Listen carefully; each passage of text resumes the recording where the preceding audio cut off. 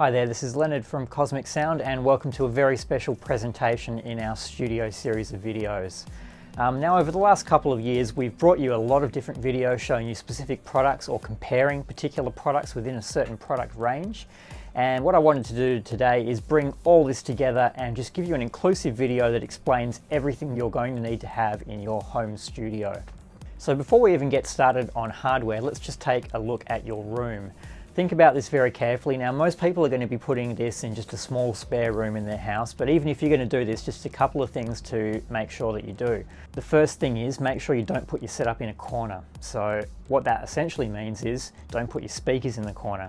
And the reason for this is that bass tends to collect in corners, so you'll find that if you do put your entire setup in a corner, that your bass perception might be distorted and the sound that you get is not true.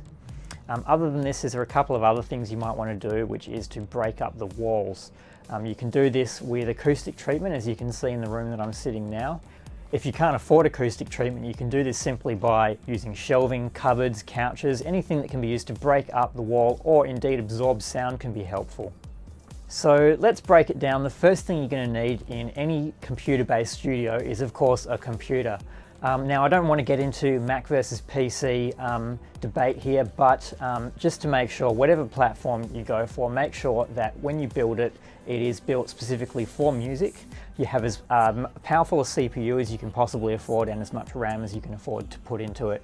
You can use a laptop or a desktop machine.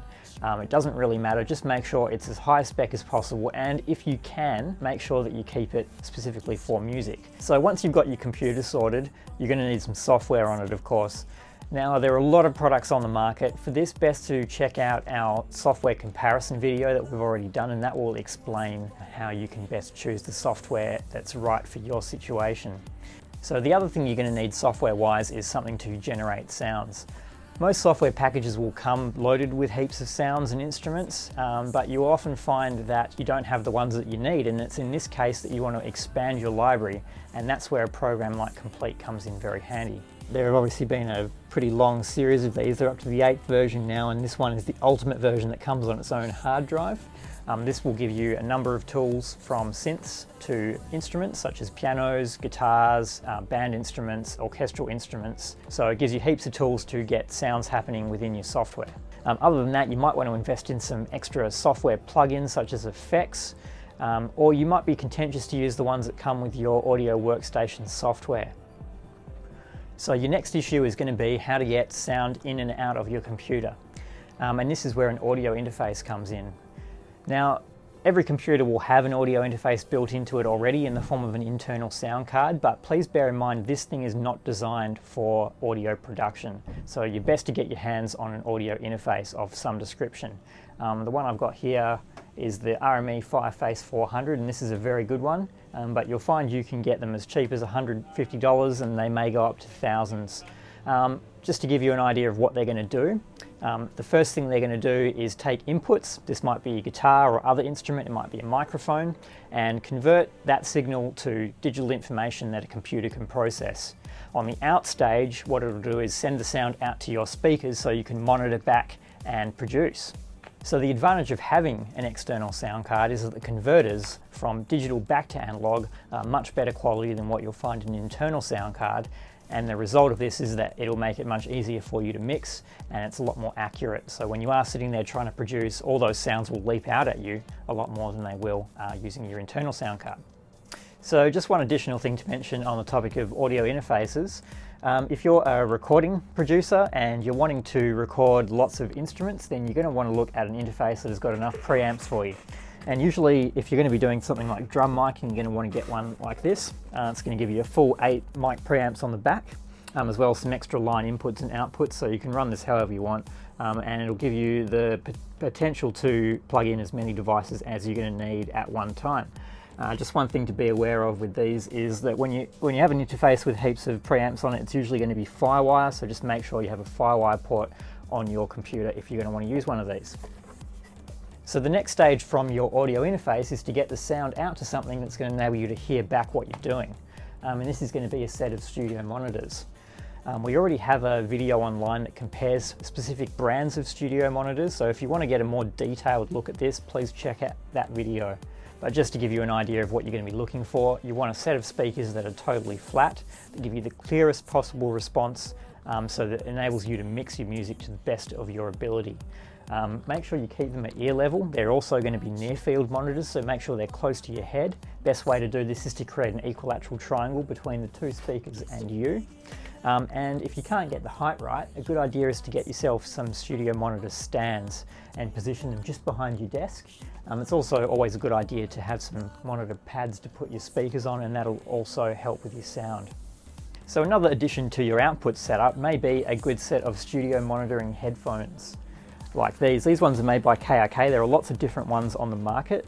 There are a few considerations to take into account when buying a set of studio headphones, and the primary one is going to be what you're going to use them for. So often with a microphone setup, you'll want to give the person singing or playing a set of headphones so they can monitor back to what they're doing. If you're going to do that, make sure they're a set of closed back headphones, and that means the sound won't leak out. Closed back headphones, however, are not the best type if you're going to be using them to produce your music. And the reason for that is that semi-open headphones, which is the other type, generally get better bass response and a less distorted sense of stereo image. So if you're going to use your headphones for producing, especially if you can't afford a set of studio monitors right now and you're just going to have a set of headphones, get yourself a good set of semi-open headphones. If you're going to use them for recording and put them on a person that's actually playing an instrument or singing, get yourself some closed back. Of course, if you can't afford two sets of headphones and you have to only get one, then just make sure you get yourself a really nice set of closed back headphones. So now we've taken a look at ways of getting sounds out of your computer, let's talk about getting them in. So to start with software options, we mentioned programs such as Complete before, software synthesizers and other instruments that you might have inside your computer. Well, of course, you're going to need some way to control them, and that's where a controller like a keyboard comes in. So right now I've got a piano loaded in Logic's EXS sampler, and you'll see I can play a chord with it. So what this does is just makes it a bit more human. Your other option, if you don't have a keyboard, is simply to input note data by clicking notes on with your mouse. But obviously this gives you a much more human way of playing, and it's going to give you a lot more feel if you record things in. These come in a variety of different sizes and forms, so if you want to check some out, best thing to do is have a look at our keyboard comparison that we already have out on YouTube. But just to go briefly into it, if you're simply wanting to input lead or bass parts, you may only need a small controller. If you're looking at inputting more detailed parts, or especially if you're a keyboard player, you might want to invest in a bigger keyboard, such as a 49 note like this one, or even a 61. Another consideration on your controller is going to be things like knobs, if you wanted to control in real time parameters in your plugins, and also pads. So this can be useful if you want to program your own drum parts. As an add-on idea to that, you might want to look at something like Native Instruments Machine. It comes with its own software and the controller, and is very useful for composing your own beats. So if you are interested in Machine, then please check out our Machine in Depth and Machine Micro videos online. So the next thing you're going to need to get sounds into your computer is going to be a microphone. Now this will be primarily used by people that are going to do recording. This might be acoustic or electric music, but even for electronic music producers, you may want to get some sort of analog sound or indeed record vocals. So what are you going to need out of a microphone? Generally, if you're going to be wanting to record things like vocals and guitars, and you only want to buy one microphone, the most popular choice will be a condenser microphone. These are the most sensitive type of microphones that you can get. They do require a power source as well, so make sure that either your microphone preamp or your audio interface has phantom power on it, and that will make sure that you can get sound out of your condenser microphone. There are two other types of microphones that may commonly be used, which are dynamic mics and ribbon mics. These have different applications, particularly if you're going to be doing things like drum miking. You may want to have a couple of these in your arsenal as well, but just make sure you've got yourself one really good condenser mic. Make sure that you also consider what you're going to be doing with it, and then based on that, check out whether you're going to need things with switchable polar patterns as well. So one final point on microphones, there are a couple of accessories that are going to be very important to you. The first one is a microphone stand. So I mentioned these are very sensitive microphones. You cannot handhold them. They will transmit noise. You'll also see most of them come in a cradle or a shock mount, they're often called. This is again to prevent noise from being transmitted through the microphone.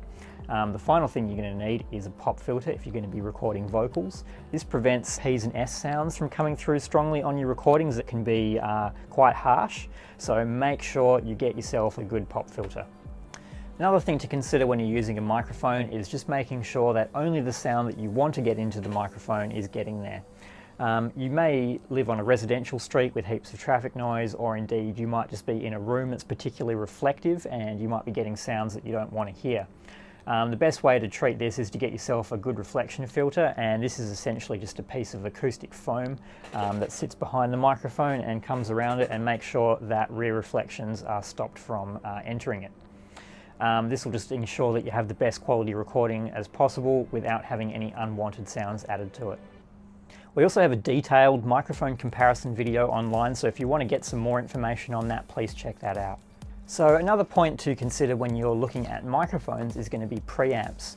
So just to explain a small thing of what these do, basically a microphone turns an analog source into a very, very minute electrical signal that then needs to be amplified before it can be recorded. And that's exactly what a preamp does. So these come in various qualities.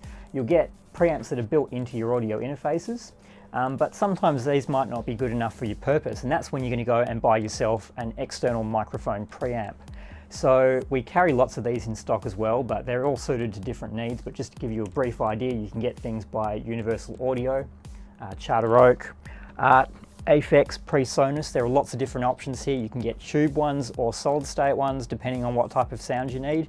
So have a very careful think about whether you're going to need to get yourself a separate microphone preamp, as these can really enhance your sound. So we've been talking about home studios and what you need to get your home studio up and running. There are a few things I haven't mentioned, which is mostly on having other outboard gear such as compressors, limiters, external effects processing units. These are certainly things that you can look at adding on to your basic setup, but they're not essentials and you don't need them to get started. You'll find a lot of this stuff can be done by the software you're going to be using, and often they'll just be stock features of the software that you have. So I've mentioned quite a lot of different things today. Don't feel like you need to have them all at once. Everyone has to start somewhere, and it's fine to get these things one at a time. Probably the most essential ones is having a computer, having some software on it, and then if you can get yourself some good studio monitors, that'll enable you to produce your music properly. All the things we've talked about today we carry in stock all the time at both of our Osborne Park and Cannington branches, and you should be able to buy any of them online at kosmic.com.au. Thanks for watching.